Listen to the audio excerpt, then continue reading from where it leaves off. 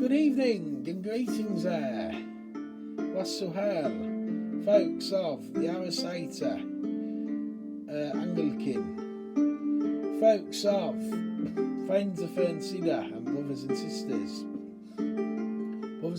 of a Klingus half.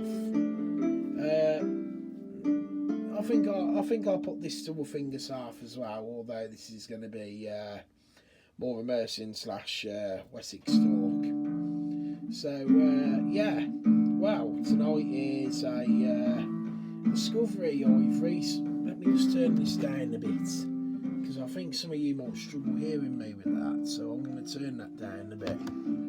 Good evening, everybody. So this is going to be a talk on a sub-kingdom and a sub-Anglo-Saxon / Maphonic kingdom that I've recently discovered. Well, I knew of the name for quite a while, but I didn't actually know what it was until I looked it up the other night. And it's based on a sub-kingdom. Well, I guess some would say it's a sub-kingdom and or a hybrid kingdom. And well, it was a hybrid kingdom because it was a mix of many people of the Isle, and a sub-kingdom meaning it was actually ruled by Wessex for the time being, and then it was it took it was involved in Mercia, battle between Wessex and Mercia, and then it eventually just become part of Mercia. And this kingdom, I can tell you, is the kingdom of the Gewise, which was a sub-kingdom which was it was overlorded by Wessex. It was overlorded by the current king of Wessex, but it had its own king, if that makes sense. So a king under a king, and the kingdom of the Gewise, and their main fortress. Their kingdom was known as the Gewise, but the people were known as the Gewise. The people of the Gewise. Their kingdom was called I'm not sure if it was their kingdom or their capital was called the Gewise, or some may pronounce it as the Hewiki.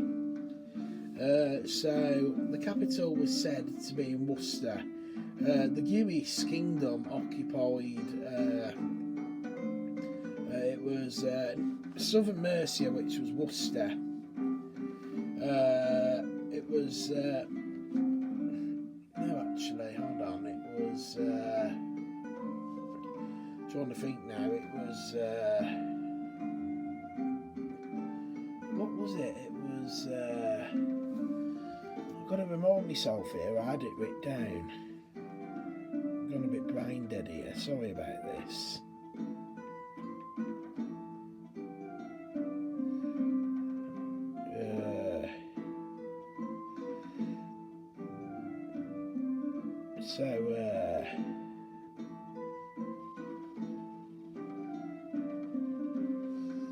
That's right, it was under Wessex. So Gloucester was under Wessex at the time. It was under Wessex since, and it's how it became part of Mercia, obviously, was when it was under King Penda, but I'll get to that in a minute. So Gloucester was actually, it was part of the southern part of the Gewise, the Gewise, and it was basically northern Wessex at the time. It was classed as northern Wessex, and it was part of the sub-kingdom of Gewise. The northern part of Gewise was part of Mercia, southern Mercia at the time, and was Worcester was actually, I think it was found under the Gewise, and was, like I say, at the time probably more southern Mercia, and was it was a joint kingdom. Some sources say it also had part of West Warwickshire as well, which would have actually probably been what I know as the Anglo-Saxon fortress, meaning Tamworth and Arden, which apparently translates into a Fanes of fortress, I think it means, or something. So that probably would have been part of the Gewise as well, being as it's technically right on Western Warwickshire. So Tamworth in Arden was actually probably part of the Gewise, which is actually where I work. right in the heart of the village, in the pub, right next to where unfortunately where the church is today. So that was probably a very elite fortress in the Gewise, the Tamworth in Arden. But the capital was, of course, in Worcester. It was believed to be in Worcester, and that's where the Gewise fortress was.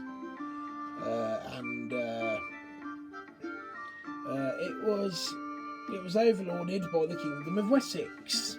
Gloucester at the time was part of the area of Gloucester, what became Gloucester under Mercia, was under the rule of Wessex, meaning the whole of the Gewise was under Wessex when it formed. Northern Gewise was southern Mercia due to Worcester, and obviously the west of Warwickshire. So Penda was king. He was the last heathen king in the Brythonic mainland, obviously followed by the voted king of the Isle of Wight, Arwald, who would have been voted king by the people of the Isle of Wight to escape political Christian Wessex and obviously rebel after Penda. But Penda remained heathen, and under his rule he decided he had had enough of this sub-kingdom split between Wessex and Mercia. It was part of Mercia, and it was either going to be Wessex or Mercia that ruled it, and Penda was like, no way am I having... Bear with me a second, just mute the ad. Let me just get rid of this, 2 seconds. Sorry about this, everyone. And Penda, basically getting back to the story, Penda was like, there is no way I'm having part of Mercia split with Wessex in the sub-kingdom. So he thought, no, I'm taking the whole thing and I'm getting what was today known as the area of Gloucester as well. This kingdom of the Gewise, by the way, was obviously in Gloucester. It would have been Saxon at the time. The Saxons, Northern Seax, the Seax lands of Wessex, would have occupied southern Gewise. Among it there was the Britons, the Britons that remained in that part, and in what is known as Worcester and Western Warwick would have been the Angles of the Gewise, and like I say, they formed their own kingdom with their overlords of Wessex. King Penda, couldn't rule over Mercia, was like, no way, I've had enough of this after so long of putting up with it. And he went and he fought with not only fought for the Gewise, but he also fought Wessex to get to take over the Gewise and make it part of Mercia. Which of course, there's no, I don't think there's any records of him actually saying the Gewise has to dispose itself under its name. I think it just become under Mercia and under Penda, probably meaning the Gewise may have started Christian, but when under Penda, under Mercia, they most likely, if they wished to, would have reverted, well, maybe on the force, depending on what Penda wanted, would have reverted back to the heathen Anglo-Saxon gods. I don't know what the Britons of the kingdom would have done, or maybe the Britons would have had to accept the Essia and Wanai, but Penda did get the Gewise twice under Mercia. Most likely how Gloucester come about as part of the kingdom of Mercia. But so Penda won that battle, and he took the whole kingdom of the Gewise, and it was no longer under Wessex but under Mercia. And Gloucester, the area of what we know as Gloucester, was then officially part of Mercia and not Wessex. Gloucester may have been known as a different name under the Gewise or under Wessex then, but as Gloucester it's always been under Mercia, and that would have been accomplished when Penda took that part of that land. So yes. And another reason I'm telling this story is because literally just north of the Gewise is my people, my forebears of the Arosæte, which means my forebears, being right next door to them, probably would have been on the front line when they went to take the Gewise.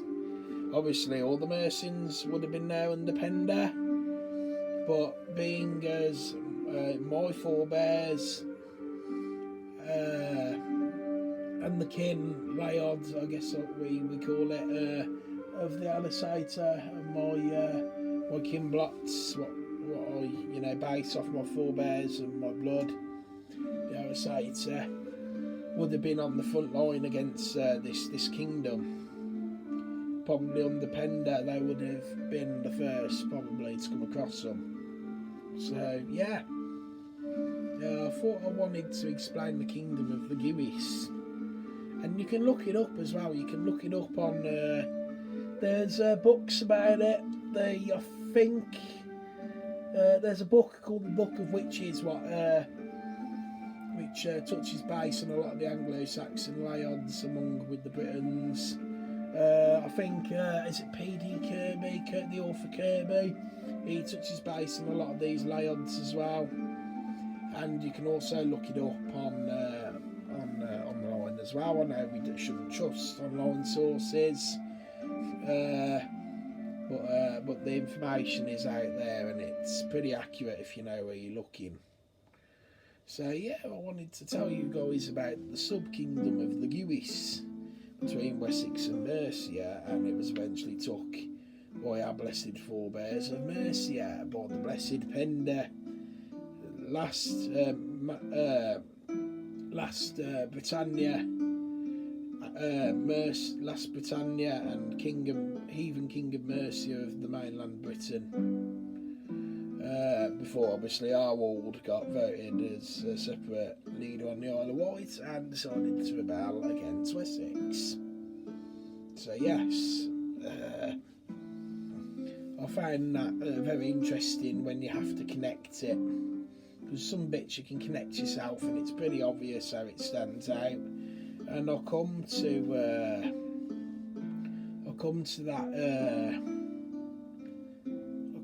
that conclusion of that's probably how it was. And I'm very pleased of our Anglo-Saxon history and my gods. I'm very pleased. I'm not ashamed of it, and I don't care what anyone says. I'm very, very pleased of it, and I enjoy it, and I'm proud to be part of it, and I am proud to be it. And nobody's going to take that away from me.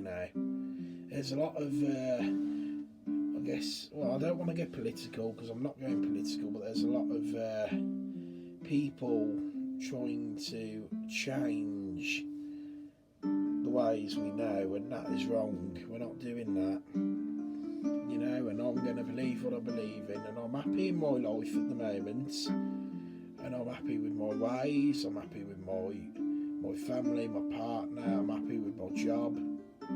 There's a lot of darkness still out there in the world, and we have to look at the little things and what is good to us in life, and we have to know when to battle against. If it comes to us, we have to know how to face it.